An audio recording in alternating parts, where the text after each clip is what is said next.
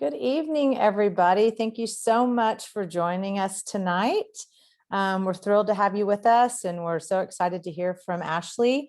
So I'm going to quickly do an introduction, and then I'm going to turn it over to her to kind of let her do her presentation. So like I said, we're thrilled to have Ashley Wellman with us today. She's an author, victimologist, criminologist, and advocate. She received her bachelor's degree in public relations from the University of North Florida and her master's degree and PhD in criminology, law and society from the University of Florida. She also received a graduate certificate in forensic investigations, also during her time at University of Florida. She is an expert on cold case survivors and victimization with more than 30 publications. She routinely serves as a media expert and television commentator on a variety of criminology and social issues. She is also an advocate for children and families impacted by crime and serves on several boards and nonprofits that do education, research, and fundraising efforts. In 2019, she started her own retail business with the creation of her first children's book, which she will mention and talk about in her presentation as well, but it's called The Girl Who Dances with Skeletons, My Friend Fresno. And perhaps her greatest role is as a mom to her daughter, Reagan, 7-year-old daughter, Reagan. So now I will turn it over to Ashley. Thank you so much, Jessica. Hi, everybody. As Jessica said, I'm Dr. Ashley Wellman, and I am so excited to be here with you tonight and that you're joining us to learn more about cold case homicides and the families who are impacted by these cases. So as true crime fans, which I'm assuming we all are, one of the things that we see so often is that the offender is the one that we're fascinated by. And I'm no different. I watched every single Netflix documentary you could watch about true crime this summer and this year in COVID. But one of the things that I'm incredibly passionate about is paying attention to the practitioners and the families who are impacted by these homicides. It goes beyond the offender. It goes beyond the TV screen. And to me, it was something that I said, there's a need to understand the multifaceted impact a murder has on the community, particularly when it's unsolved. So before I get into what I've learned in my own research, I wanted to back up a little bit and tell you how the heck a girl from Pensacola, Florida got interested in homicide and ended up pursuing the research that I did. So in graduate school, I was very confident that I was going to study exactly what I just talked about. I either wanted to do what every college student wants to study, serial killers, or I was going to understand the homicide investigation process. Why is it that certain cases go cold while other cases get solved? And so that's really where my head was at as I started to finish my master's degree at the University of Florida and start into my PhD. The dreaded dissertation topic is probably the hardest thing, one of the hardest things I've decided in my life. And to better understand homicide, I went to the source. Unlike the rumor that us academics don't love our practitioners, not true. I knew that if I was going to understand murder, I needed to go to the people who knew it best. And I thought that the party I needed to talk to the most was law enforcement. And so I walked in one day and said, "Hi guys, I'm a grad student at UF. I'd love to shadow and work alongside you." And for 5 years while I was in graduate school, I worked with the Alachua County Sheriff's Department in their cold case unit. And I was able to do things I probably should not have been able to do, but interview suspects, work some of the cases, submit DNA analysis. That's that forensic certificate that I had gotten to do that. And that's what I thought. I thought I found it. I know exactly what I'm going to do now. And then a mom walks into the sheriff's department. She's angry, she's crying, and she slams open the, she shoves open the door to the cold case unit. And she says, "I want to know what the expletive happened to my daughter, and I want you to tell me now." And the detective grabbed me. I believe I was about 25. And he says, "Ashley will tell you about your daughter's case."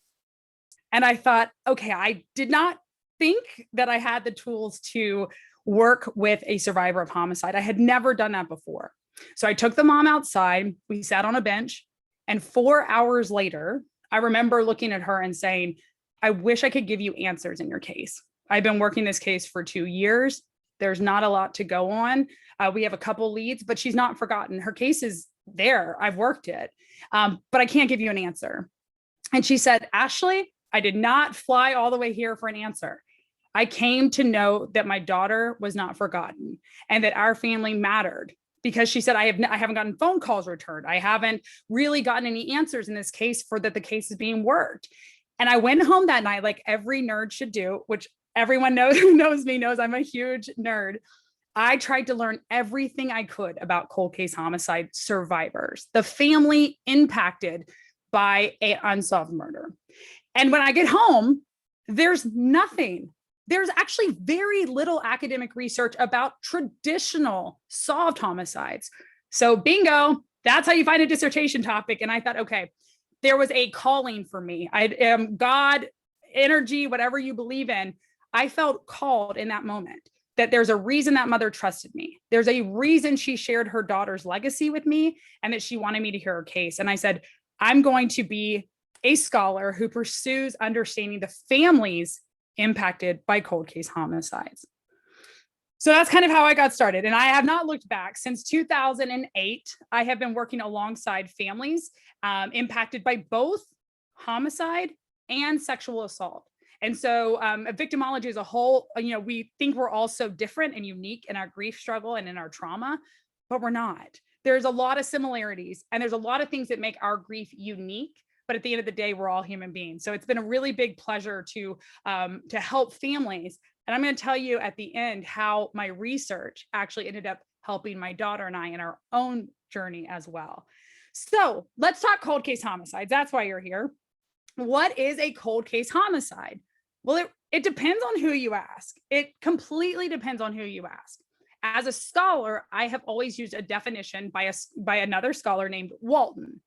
And Walton, oh, that's right. Jessica reminded me, sorry. Before I tell you about good old Walton, if you guys have questions for me, I'm a conversationalist. I wish I could see your faces. I wish you were nodding and raising your hand and interrupting me because that's how I roll. So if you have a question, please put it in the Q&A. I plan to end in about 30 minutes and take questions. So as I'm going, if you think of it, shoot it out. You don't even have to wait till the end. And at the end, I will go through those questions. Thank you, Jessica, for reminding us. Okay, so what's a cold case homicide? Walton says that the case needs to be at least a year old with no new leads and or the original detective is no longer working the case. And so that time, the kind of inactivity on the case and maybe a detective not working the case any longer is what would constitute a cold case homicide via my definition. And then you hear the word survivor and you go, wait, were they involved in the murder? I don't know what that term means. I did not coin it, but I sure as heck use it because survivor, if you think about an obituary, same type of thing, right? They are survived by their wife, daughter, those types of things. So the cold case homicide survivor is a family member impacted by the murder. If you're super conservative, you would say every single homicide impacts at least 4 intimate family members. And other scholars say it's more like 8 to 12 family members are impacted with every single homicide. So why are cases going cold? What's crazy is if you go back to 1960s, the clearance rate in homicide was in the 90 percentile. So there were like 90 to 94% of cases were solved via an arrest the year that they were committed when you look at the UCR data. Now, today, it was in the 90% were being solved. Today, only 61.4% of homicides are solved each year, which means almost 40% of all murders end up falling into this cold case homicide status. These are families who do not know who killed their loved one. These are families that cannot move forward in their grief journey. They're struggling to find answers. And the thing that we forget is that they are, without their own permission, thrust into relationships, long-term relationships with the media, with police, with community members. So, and they're trying to solve the case or not trying to solve the case. And so this is a lifelong battle that many of these families will face. And so we're going to talk about some of those things in just a second. But why could we be seeing these declining clearance rates? To me, the answer is pretty simple. It's that the nature of homicide has changed.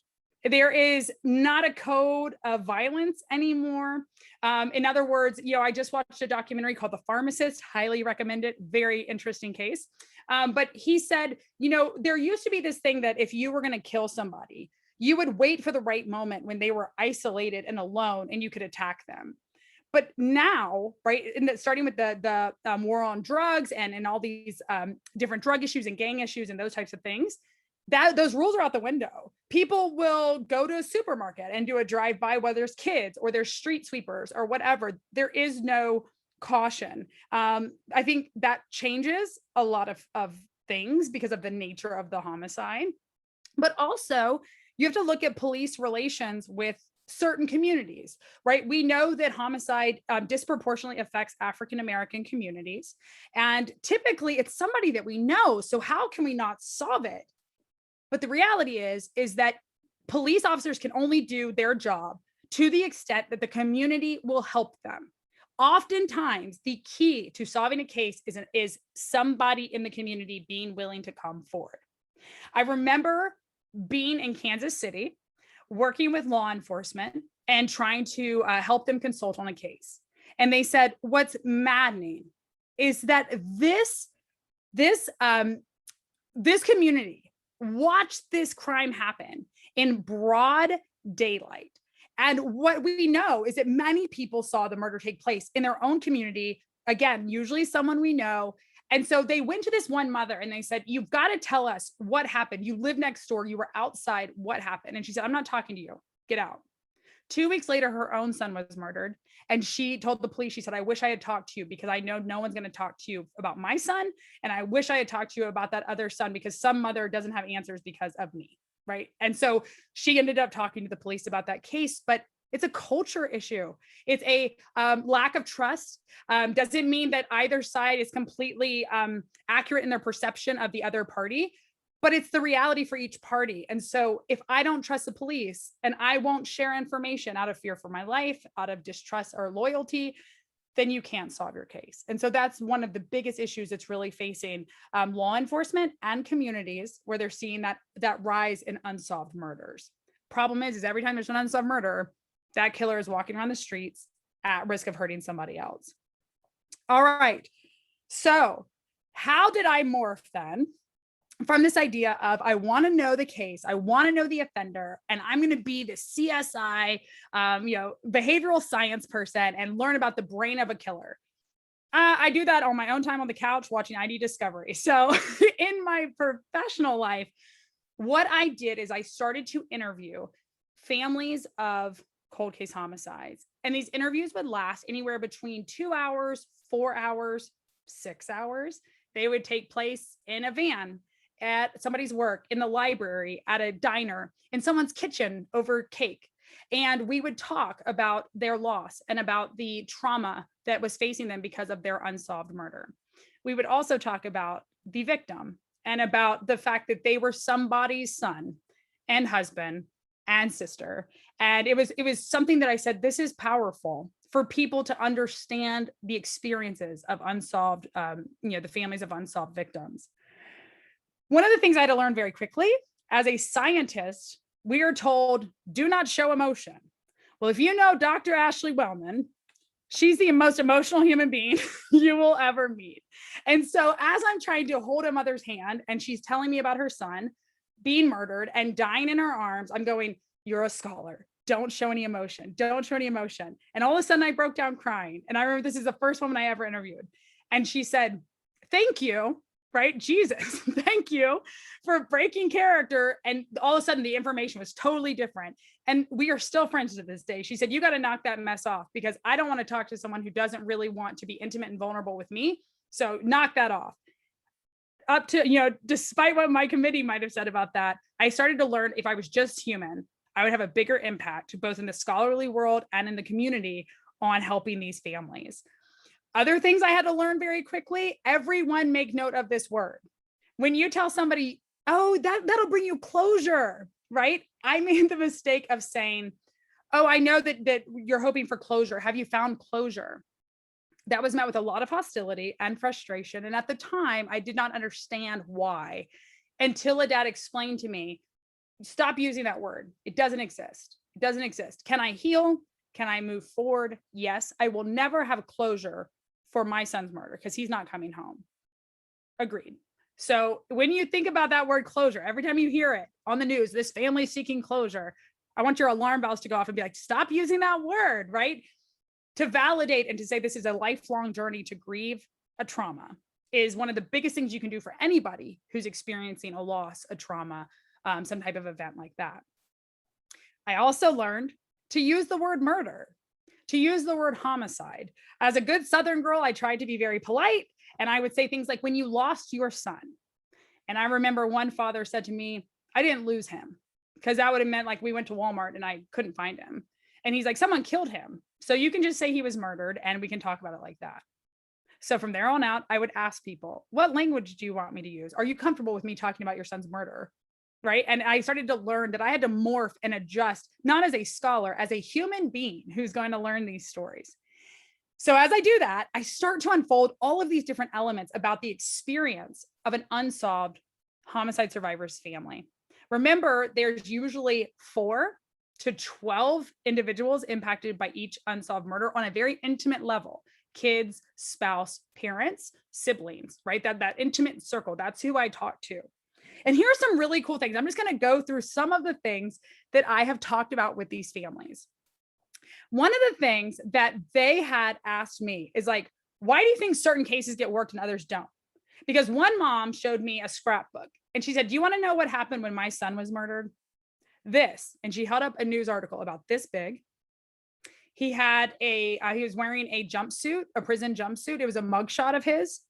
And she said, when my son was murdered, he was on page, 17 of the newspaper with a mugshot and said, man shot, X, Y, and Z. And she said, I had pictures of my son. They didn't need to use a mugshot of him. They could have used a driver's license picture of him, but I have beautiful pictures of my son. And my son is equally important as anybody else who got murdered because he's my baby. And what I didn't understand at the time until I did a lot of research was the idea of a valuable victim. And if you guys went like, ooh, that's ugly. It is, but it's very real. When you think about the media, when you turn on Netflix and there's a sexy case about, Maddie McCann, all the people that you think, JonBenet Ramsey, when you think about media coverage, attention, and sometimes resources, when you have a valuable victim, a pure victim, often a young white female with no drug history, with no sexual promiscuity, those are the cases that capture our fascination. The drug dealer doesn't.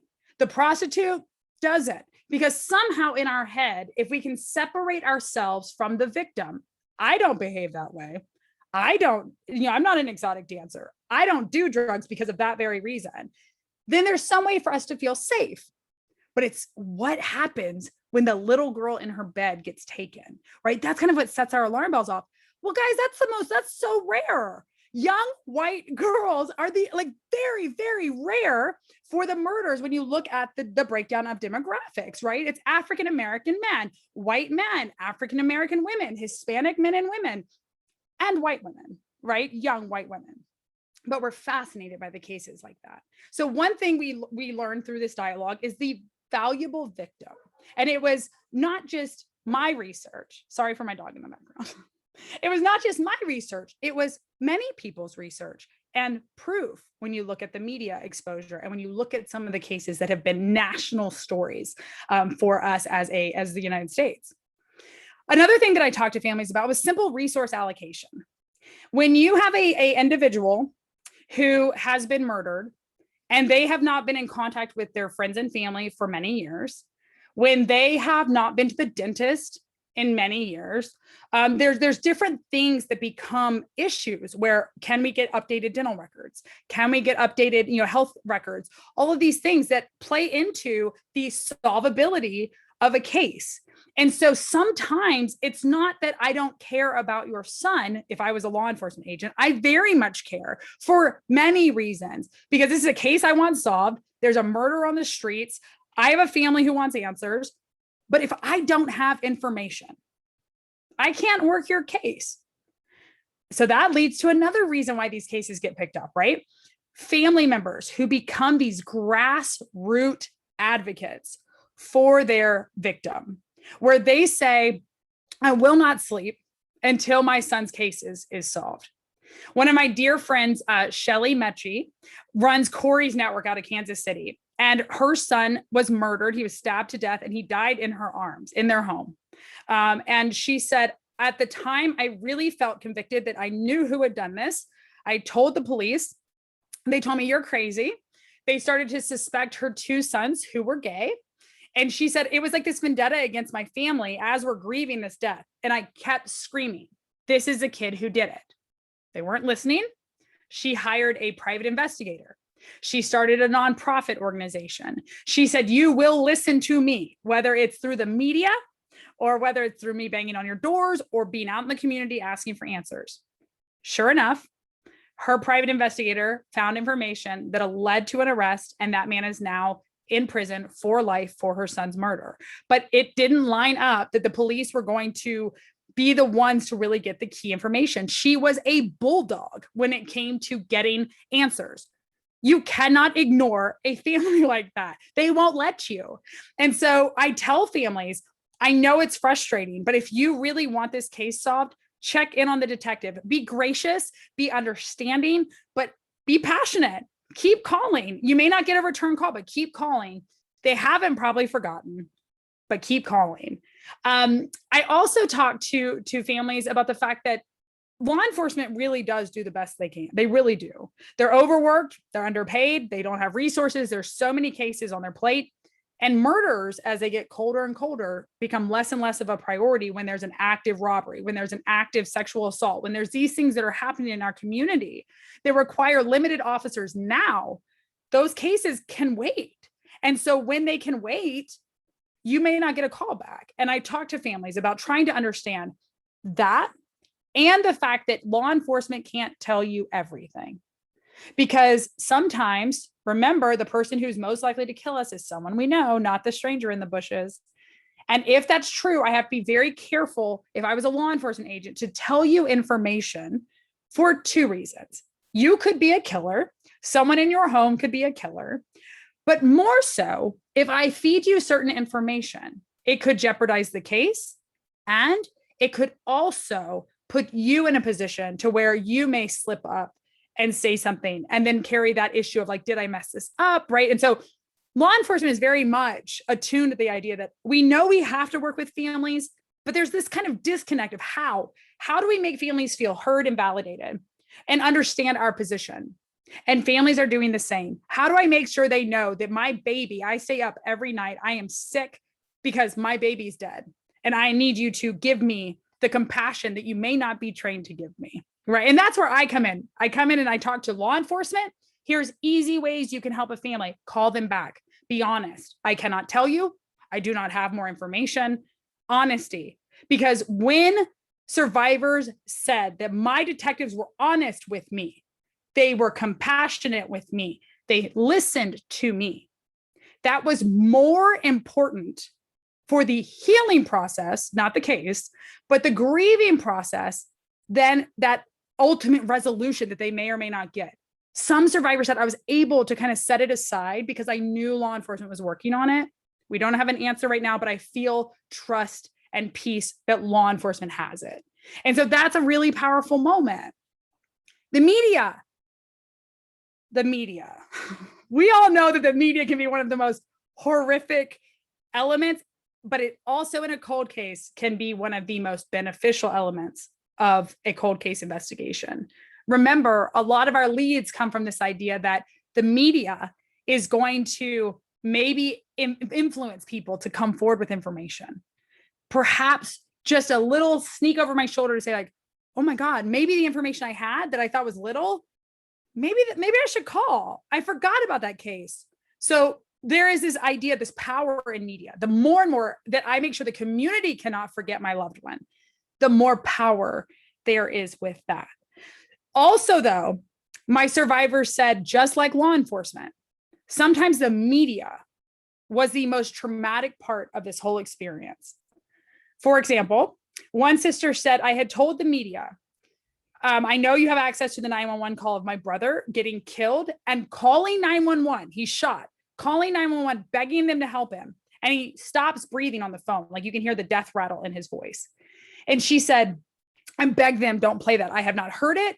Please don't play that. And she said, I got woken up that night by that 911 call. Another wife told me that her husband was killed, probably over a drug deal.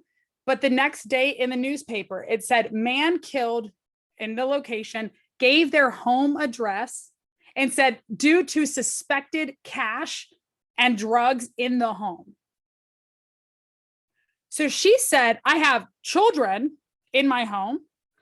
And now you've told the entire community that the reason he was murdered in our home is because there could be cash and drugs here, which opens all of us up now to being hurt in our home. And I don't have the money to move. Another family, a little less intense, said they got my son's name wrong. He's Shane Michael, and they called him like Steve Michael. And they said, at least get his name right. The decency, like that's one of the last times we'll see his name in print. Please get his name right. So those are some of the things that survivors would talk to me about as something so small as how big is his picture in the paper? How big's the write-up on her? Why is she on page 8 and there's another murder on page 1? What made them so special?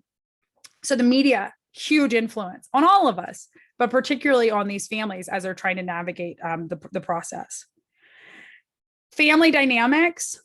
If any of you guys have experienced grief and trauma, it's brutal. And it's not just brutal on the individual, it's brutal on the family unit. And what I found in my research is that whatever a relationship looked like, mother-daughter, husband-wife, whatever, prior to a murder is likely going to be either highlighted and emphasized. If it was a good relationship, usually they get stronger, like we're going to be a great team. Or if it was fractured, you're going to see divorce. You're going to see estranged children, right? So I saw that relationships amongst the family broke down if there was already cracks in the family. But for families who said, what do we do? What do we do? I said, do exactly what you were doing before this. You fight as a family. It has never been a murder before. But when this trauma hits you in the face, you keep doing what you're doing. You guys are a strong family. And one of the things that I've told my families, and I will tell you later that this is one of the most critical things I think I have told families, is that grief is so unique and different for every single person. Any man that I interviewed basically said, I am strong for my family. I don't cry in front of them. In fact, one guy said, I'm not talking to you. For like 3 hours, he was like, I'm not talking to you, by the way. And I said, okay, no problem. And then we ended up at the end of his wife's interview. He said, can I talk to you outside? And I said, sure. Broke down crying and said, can I tell you my story? Shared his story with me. He's like, I got to clean this mess up because my girls need me to be strong. His daughter said, I don't think my dad even cares that my brother was killed because he's never cried.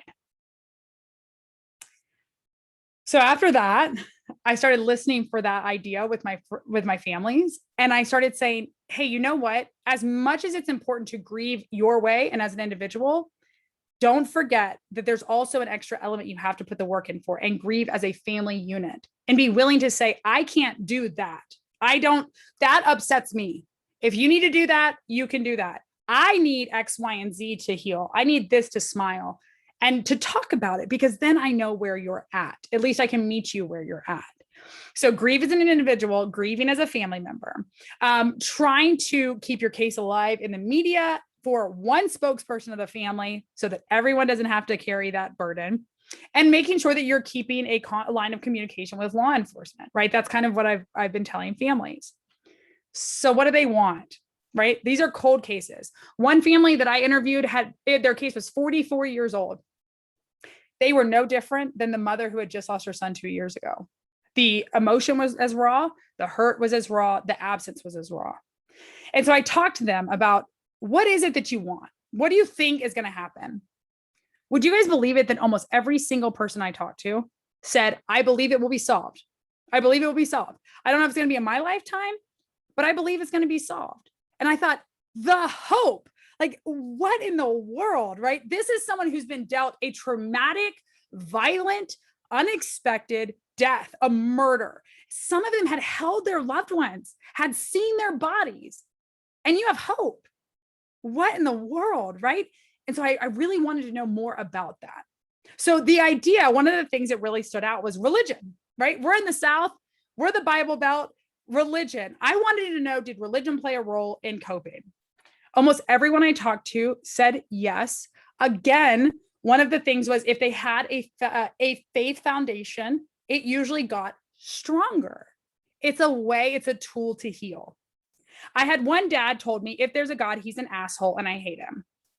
And I said, fair enough. But 99% of other people that I talked to, whether they were Jewish or Muslim or Christian, they said my faith in my community, in my church, is one of the things that really, really helped me. If they had the faith, right? If they had faith, it got stronger. Then they used faith to justify what they want as a punishment. Eye for an eye, tooth for the tooth, good old Bible verse. That meant I want the death penalty. About half of my survivors said I want the death penalty. Other half used other biblical verses to discuss why mercy and grace would not give them any kind of vindication, right? And that they wanted this person to serve life in prison without parole, because you taking a life doesn't mean I'm going to take a life. And that was their philosophy, both from Bible verses, guiding what they expected to happen at the end of their case. So my survivors would say, Ashley, that moment, I gotta hope it's going to be solved. I know exactly what I want to happen to them. And when that happens, I will grieve. Don't forget about asking questions, because I'm going to wrap up in just a couple seconds. He said, when I get answers, I will start to grieve. I'll really start to process this death. And I would say, okay, here's the thing. You may get a resolution, and that is going to completely radically change your grief and trauma. It will re-traumatize you. We know that from solved cases, right? The court process is brutal. The learning who the killer is horrific. It's traumatic. Having to go through appeals is very traumatizing to families. Listening to pictures and prosecution and all of these things in the courtroom, it's not as great as you would think. But I said, let's say that happens. That is a type of grieving process you will have to do.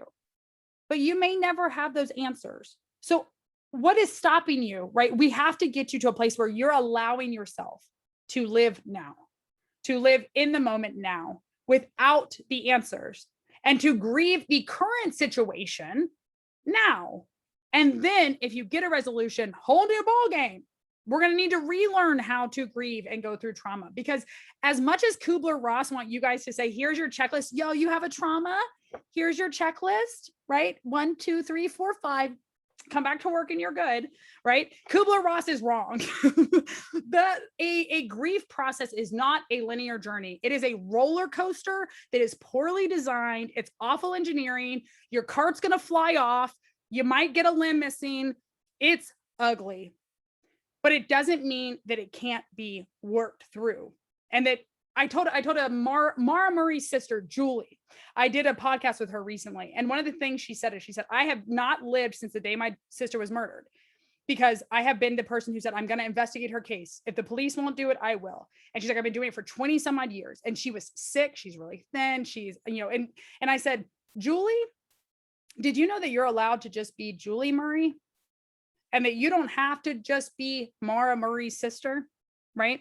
That you can be Julie, and you have a husband, and you have kids, and you're allowed to go on vacation, and you're allowed to make new memories. And she just started crying. She's like, I don't think anyone's ever said that to me. I've just been Mara's sister and been her advocate forever. And so she reached out to me and said, I got into counseling after you told me that. I'm trying to take at least 2 or 3 days off a week to start getting focused on my health. And I thought, heck yeah, right? Because you may never get the answer. And if you do, is it going to look like what you thought? Because if you were facing 20 years later, that killer, whoever that person you've constructed in your mind, is a monster. And then you meet them in court 20 years later, and they're weak, and they're small, and they're like, this pitiful in and of them own selves. Or it's someone it's a family member. It's the man who held your hand during the funeral. Think about the trauma of that. And you thought that was going to bring you peace. It doesn't. It doesn't bring you peace. Does it let you put pieces together? Yes. Is it going to solve your grief? No. So I work with families about that as well. And then I talk to them about, listen. If you think they're going to get the death penalty, they're not. They're probably not, because less than 1% of cases are tried as those capital cases. But the reality is that most cases, right, if there was an answer, the person could be dead. There may not be enough evidence to bring a case. And if there is, a lot of times there's plea negotiations and those types of things where the death penalty would be taken off the table. And so I work with families. The offender may look different. The resolution may look different. The punishment may look very different. But no matter what that is, you have a life to live, and you need to live that now. How do we do it? Professional help, grieving as an individual, grieving as a family, and making sure that you say life will never be the same. So everyone that says, oh, it's closure, oh, your bereavement leave is done, come back and everything's going to be great. It's not. You cannot fit back into the old life because it's not there. But that doesn't mean that there isn't a life. There's a new chapter. And that's for all of us, right? Trauma, loss, it will never be the same, but it doesn't mean that there isn't life after that. So why do I say that? Well, I joined TCU staff and faculty in 2018. In fact, I was supposed to start my job August 13th, 2018. August 12th of 2018, my husband died via a pulmonary embolism in our home in front of my then 4-year-old daughter and I. And my world fell apart. My world fell apart. He was 44 years old. His name was Buddy Wellman. His birthday is tomorrow, so we're going to have a heavenly birthday celebration. But he died almost 3 years ago in our home. It was the most graphic, traumatic, life-changing moment I've ever experienced, and hopefully will ever experience in my entire life. It was scary. I thought I let my daughter down. I thought I let him down. And I remember waking up the next day like, this is not real. And I remember saying, I don't know what to do, because he should have taken me, not Buddy. He was the better parent. He was not anxious or OCD.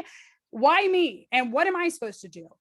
And the only thing I knew to do, because I could not brush my teeth, I could not put my clothes on, I could not do anything, is I said, one, you have a child who you don't have the luxury of shutting down.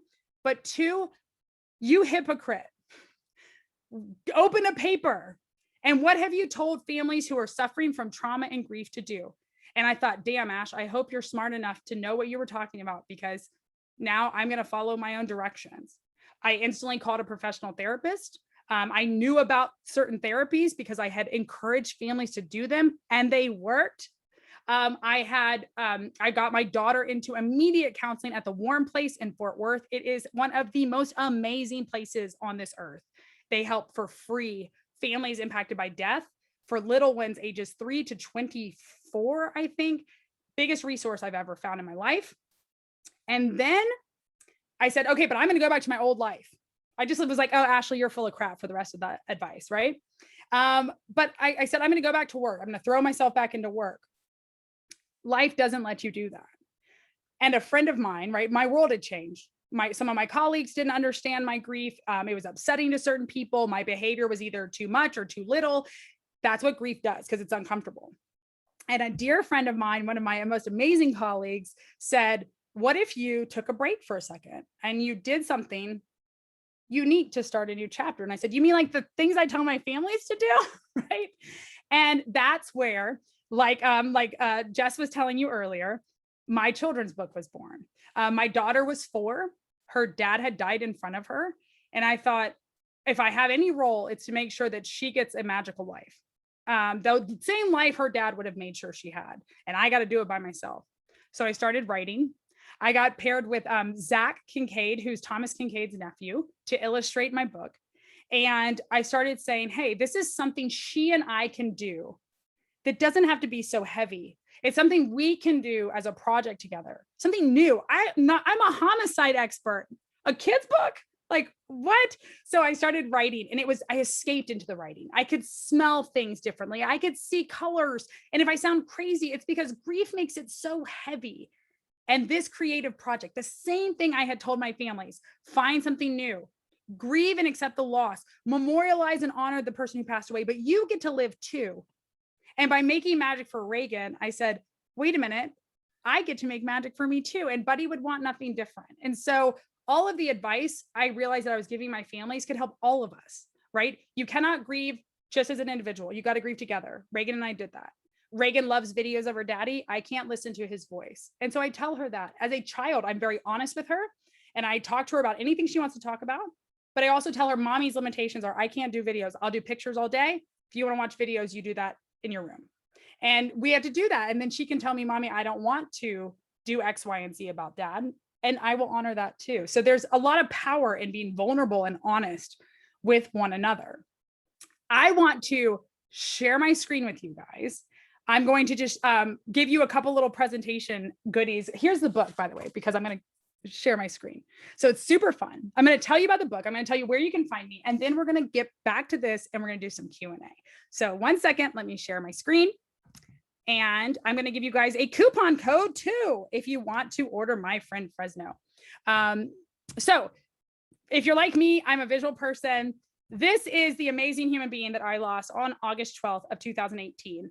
And I don't know if my research was to set me up to be able to survive this, or if it was just a blessing for me to have that research. But I very much feel that my research as a homicide expert and a victimologist allowed me the courage to say, if I can tell other people that they can survive the unthinkable, so can I. So this is Buddy with his little best friend. And this is us girls doing our thing as mom and daughter. I would have never picked this life, but I'm grateful that I got a special little one to do it alongside me because it's made it one hell of a journey together. And then I want to ask for your biggest favor because I have been peddling my child on the street. We are in the contest for fan favorite children's book right now on Instagram. We are probably going to come in second, which is okay. I've already had the talk with Reagan. But if you guys were interested in voting for us, it's on Instagram. It's as easy as searching the following handle on Instagram at RDF Book Reviews. You would simply find our cover. It's a RDF_book_reviews. You would find our cover and you would like the post and then you voted for us. Reagan and I have been outside in downtown asking people to please vote for us. And so I told her, I promise I will share our book tonight on my talk. So that's my mommy duty. I will keep everybody posted as well. If you are interested in my friend Fresno, it is a book that I thought would allow Reagan to say, you are forever different. You lost your dad at age 4 and you watched it. It was trauma and you will forever have that as part of your story. But that makes you beautiful. There's something beautiful about you because of what you've been through. It doesn't make you lesser. It doesn't make you damaged. It makes you beautiful. She's the most empathetic, kindest human because of her trauma. And so I wanted her to see that in a book, that even if you're a skeleton, right? Her best friend is a skeleton that she carries around. But even if you're a skeleton, you can be beautiful. And as a skeleton, you've got nothing else to shed. You just are yourself. And so Reagan teaches her friend Fresno that he's amazing and that he can accept himself. And that, you know, she learns as being the support person for him, that when you love someone fully, their bones and all, right? That you can learn a lot about yourself too, that you don't have to look the same. You don't have to act the same. You don't have to believe the same things, but at the end of the day, right, you can find friends in the most unlikely of places.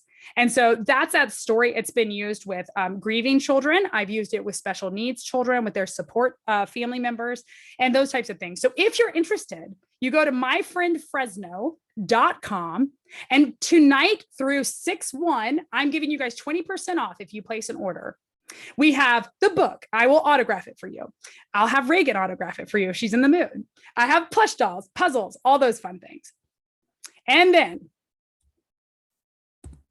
the coupon code is TCU20. You just put that in at the end. And then if you are a true crime buff, I have a podcast, The Path Went Chilly. It is available to subscribe to on any platform where you listen to your favorite podcast. I am with Dr. Jules. She's over in Malaysia. She's an amazing Canadian who has a really cool ear and eye for crime. And with Robin Warder from The Trail Went Cold. So we're actually playing off of Robin's solo podcast. We've covered the Terry Ziegler possible wrongful conviction case, the disappearance of Judy Smith, the hanging death of Keith Warren, the odd death of Blair Adams, the odd fall from a hotel balcony of Ray Rivera, and the disappearance of Lauren Spire. So if you guys are interested in that, you can follow us there. And then me, little old me, You can follow me on Twitter and Instagram at Dr. Ashley Wellman. You can visit my website, ashleywellman.com, or you can email me, drashley.wellman@gmail.com. And now it's time for some Q&A. This is my favorite part of teaching, is actually getting to hang out with you guys. So let me stop this and let's get to the chat. So Jane said, do you find that survivors are morbidly fascinated by true crime? Personally, I was never interested until my parents and sister were murdered. Jane, you're not alone. Yes. Not only do a lot of survivors I talk to have this, some self-describe it as an obsession to know the details. And in their own case, that was one of the most critical things that these families wanted to know. I remember one mom said the police would not let me at the scene, right behind the tape. And she said, I literally was about to die myself because I was like hitting them, fighting them. I wanted to see his body. And they said, no, you don't. No, you don't. This is one of the most horrific crime scenes we've been on. And she said, to this day, I hate them for not letting me see his body, because every night, I think about the what could have looked like, what could it have looked like? And she said, and if I just knew, then I would have felt stronger, right? I would have felt more sound in the answers, because now that's another question mark for me. So yes, Jane, a lot of people want to know the details. A lot of people want to help other families, and they want to know the details of the case when they're helping. And like all of us, I think psychologically, we're just all fascinated by true crime. I want to know what happened. But like you said, it wasn't until you had your own trauma in your family. You're not alone. A lot of families felt that way as well. Phil asked, in your opinion, what is the best way to scale victim advocacy? Social workers train volunteers, grad students in criminal justice, so that especially in large cities, these essential services are available. The most successful programs I've had are ones where you have amazing humans in every single category, working almost as like a community task force. So I've met some law enforcement agents that have changed humans' lives by just showing up. By just saying, hey, I'm here, I will talk to you, I will advocate for you all day long. I can't necessarily solve your case, but I'm here and I care and I'm in the community. And then you have the leading, often it's us mamas, right? We're mama bears, but you have fathers and mothers and sisters and brothers who come and are incredible advocates for not only themselves, but other families that are with that law enforcement agent. You have prosecutors and attorney generals, and you bring people to be this community-centered idea that we will make sure we have victim services when a family is killed, that they're not, or when a family member is killed, you're not going, how do I bury them? Who do I call? My other child wants to complete suicide now. Like, what do I do? There should be comprehensive units for people to go to and say, here's what you do. We have this service for funeral expenses, right? You can get $250 here. For Crime Stoppers, did you know you can do this? Shelly Mechie, like I told you, Corey's network in Kansas City, she's one of those people. She's one of those people who says, okay, when there's a murder, you can call them. And not only will they help you get funds for the funeral immediately, but then they'll start walking you through grief processing, working with the media. They offer training programs. Students, Phil, always, you know that, you're one of mine. So I'm always encouraging my students, the way to do it is we all step up as human beings, whether it's a cold case, a sexual assault, that we stop the victim blaming in all cases, that we stop telling people how they should be acting, how they should be grieving. And we say, I've never walked in your shoes, but I'm here and I will be here on good and bad days. And when you're crying in the office, when you're angry, when you say something out of turn, when you say something offensive, when you do something I don't like, when you do something I wouldn't do, I'm still going to show up for you because I've never experienced the loss and the trauma you have. And we all do that. And then when we're the one in that loss and trauma, people should be stepping up for us the same as well and really showing up. So good question, Phil. Elisa said, is there any particular cold case that has really stuck out to you, and can you discuss it? Oh man, there's a lot of cold cases that have really stuck out to me. I think one of the ones that's really, really stuck out to me are the Crutchfields, because I got to know the family so closely. And that's the Shane Michael Crutchfield is he was in Florida and he was murdered there outside of his apartment. There's rumors that it was a drug deal gone wrong. There's a lot of different rumors of what could have happened. But Shane, his family is this incredible family that was working so hard. They said, like, we were writing people in prison. We were doing all of these things. And finally, one of his best friends who had been arrested wrote the dad and said, I want you to come see me. I've got to get something off my chest. I got to get something off my chest. He went for 5 years to prison, off and on, and the man would never see him.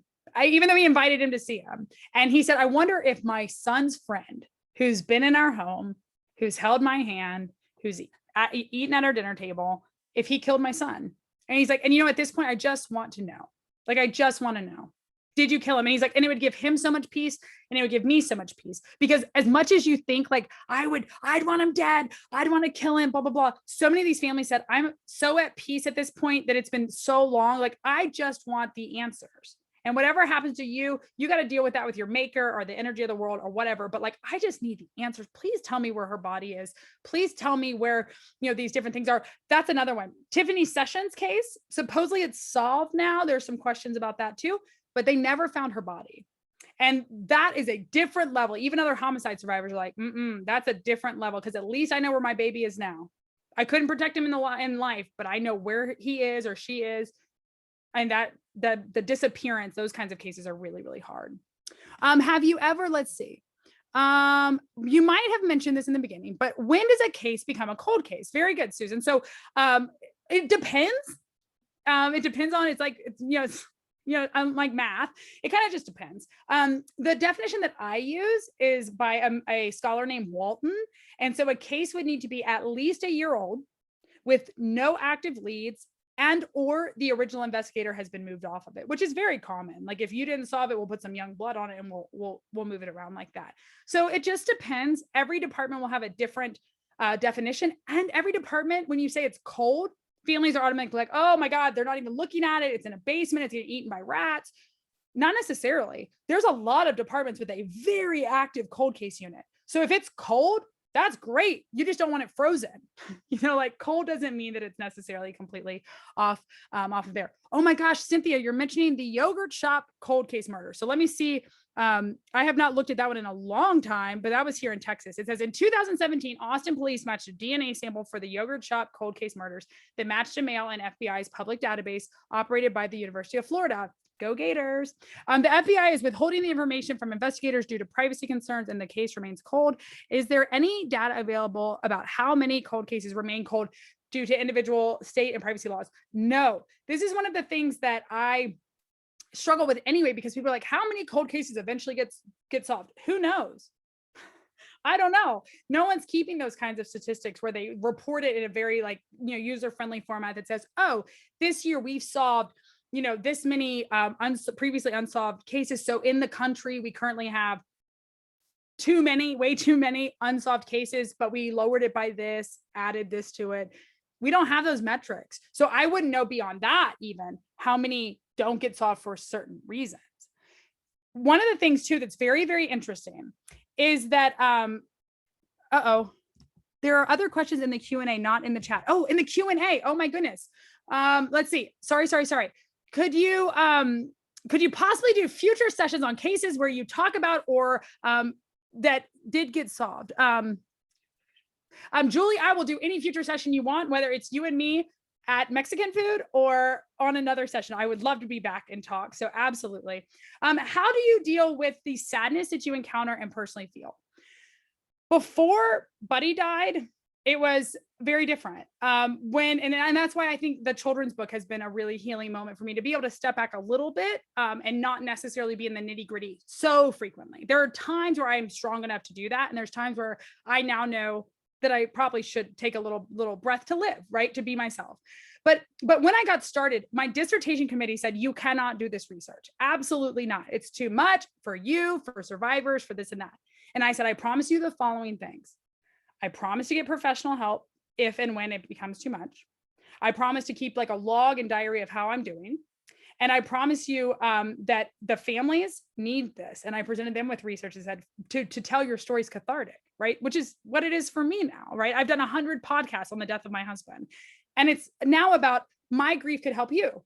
And so I will tell you the bad, the ugly, take time to heal a little bit, but I hope that you walk away a little more confident that you can survive the unthinkable, right? Because that's how it helped me. But now And what I would do is I'd get in the car and I'd say, thank you, God, that I do not know that kind of trauma. Thank you, God, that I have a healthy, beautiful family at home waiting for me when I am done with this grieving family. And now in our ways, we're a grieving family, but I still find just so much gratitude for being trusted with their stories that's how I kind of process it. Let's see. I'm so sorry for your loss. Love the warm place. From your work, are you aware of a need for nursing interventions with these families? Yes. She said, I'm working on completing my pediatric SANE certification. Thank you for being a sexual assault nurse examiner. Thank you so very much. Especially with children, when you think about like that's, that doesn't happen to kids. It happens to kids all the time. And to have a trained professional to respond to them. Thank you for the work you're doing, Maggie. But yes, is there a need for nursing interventions for anyone going through trauma? And it's not just the victim, right? In a homicide, the victim is deceased, but their family medically, physically, emotionally, spiritually, they're hurting bad. It leads to internal stomach issues, right? My medical brain's not going on. The stomach issues, mental issues, those types of things. We all need help when we experience trauma. We all think we should be strong enough because communities tell us, you've had enough time, buck up. You should be able to do this by yourself. My favorite line from my Southern upbringing, pull yourself up by your bootstraps.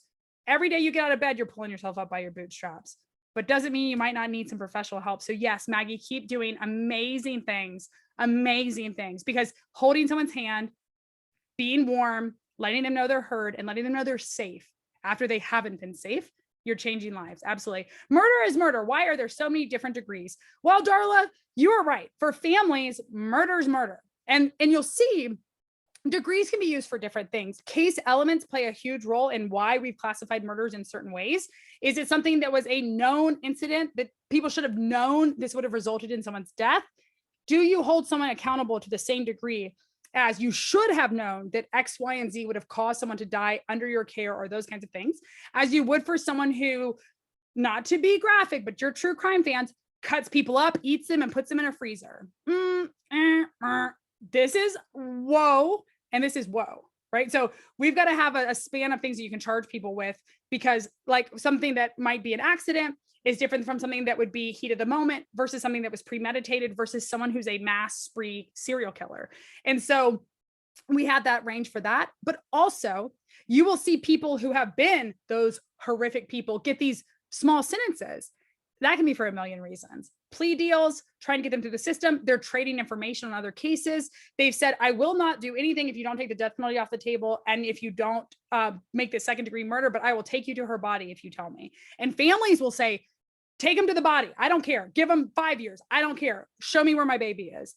And so prosecutors work with families, prosecutors work with law enforcement, everybody to say how and when should we charge this and to what degree. And it can be for a million reasons. So court system is as complicated as chemistry, and it's run by people. So there's tons of weird things that happen. But yeah, that million different reasons. Good question.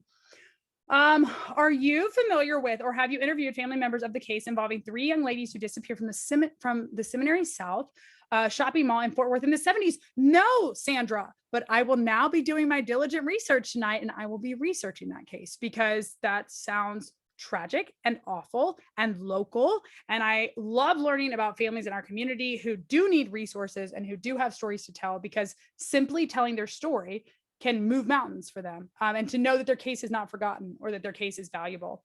Mackenzie, hi Mackenzie. Oh my gosh, one of my former students. Hello, Dr. Wellman. Thank you for sharing with us. From your experience working with homicide cases, how were you able to leave work at work and not bring it home?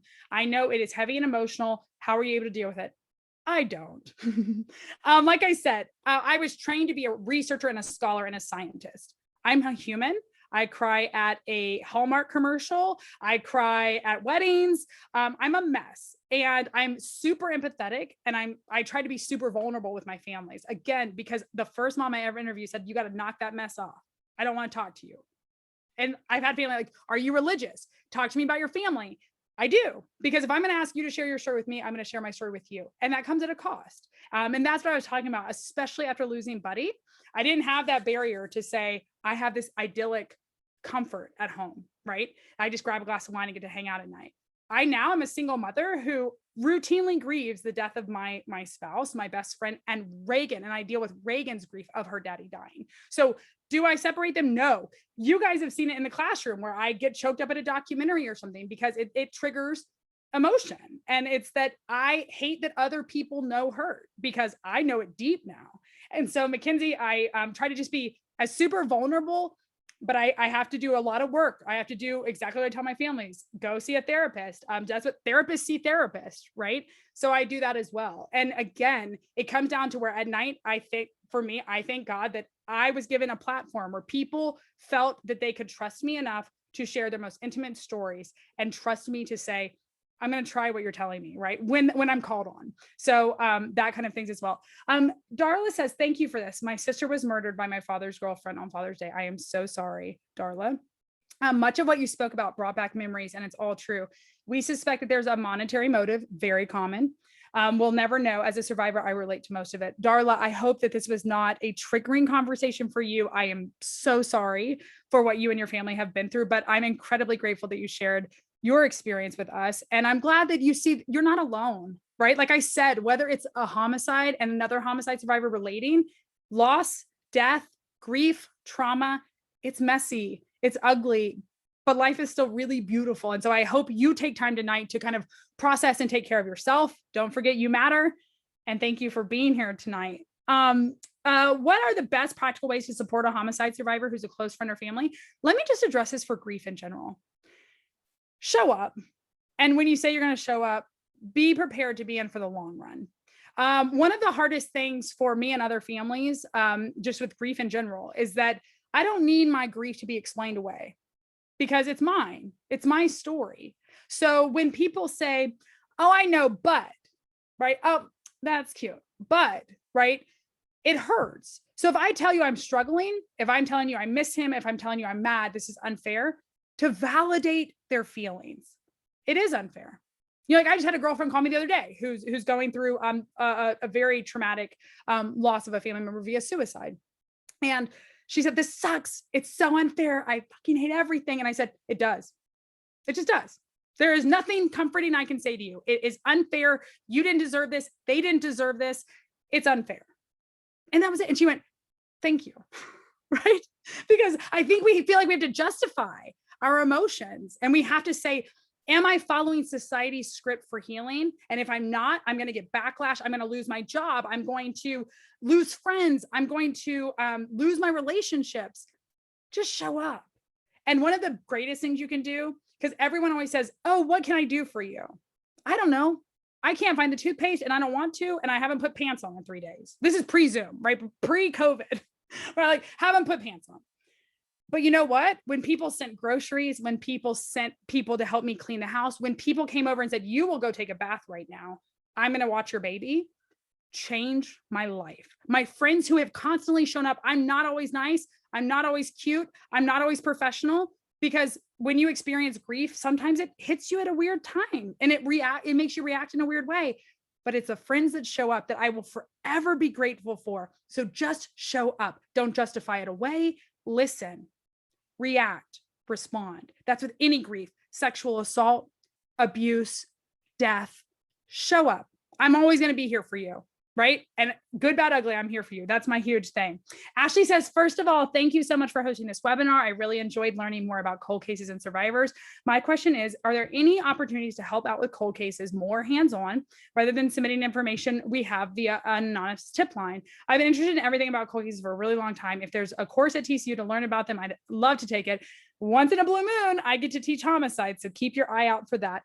But one of the things you can really do is, there are a lot of community activists and groups. Get involved in those.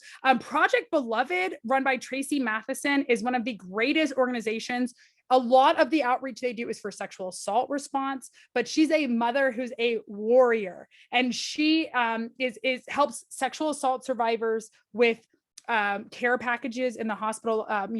It has grooming items and those types of things, a pair of panties, a pair of pants, shirt, a stress ball, a journal, so that they're not alone and that they have dignity during a sexual assault exam. Her daughter was murdered and sexually assaulted. And she said, I want other families to hurt less. Sign up and help people like that. Volunteer at Warm Place. Many of their survivors are murder victims, surviving family members of a murder victim. Ask to volunteer with one of those. Ask a local law enforcement agency. Do you guys have community organizations that help with homicide cases? A lot of communities do. We're big, Dallas, Fort Worth. We've got tons of awesome organizations you can work with. Stacy says, did you ever read the articles in Texas Monthly on Tom Brown's murder? My daughter and I listen to true crime podcasts all the time. And we actually listened to the Tom Brown podcast series. Amazing. And my daughter, she's 7. Don't judge. I'm a homicide criminologist. So she's stuck learning about the macabre. She was sitting in the back seat and she goes, you know who they need to look at? Someone that knows him, because it's always somebody that you know. And I went, well, at least I trained her well. So if you students aren't listening, my daughter does. So very great case. If anyone's interested in that, there's an entire podcast series via Texas Monthly. The guy's voice is great. Great story. Quaid says, as a researcher who investigates eyewitness, oh God, I hate eyewitness identification. So we can go down a rabbit hole with this.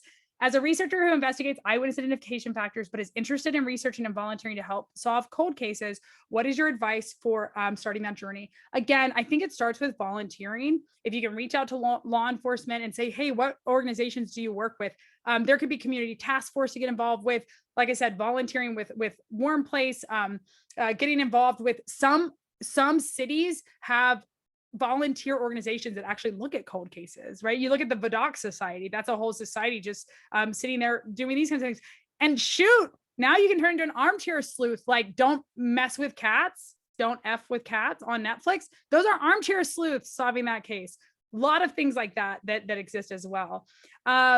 Is there a particular city that you work with regularly, or are you available to assist any law enforcement that reach out to you? Anyone who reaches out to me, I absolutely can. I've worked with mainly departments in Florida. So I worked for Alachua County Sheriff's Department. And I worked in Orlando, Jacksonville a lot.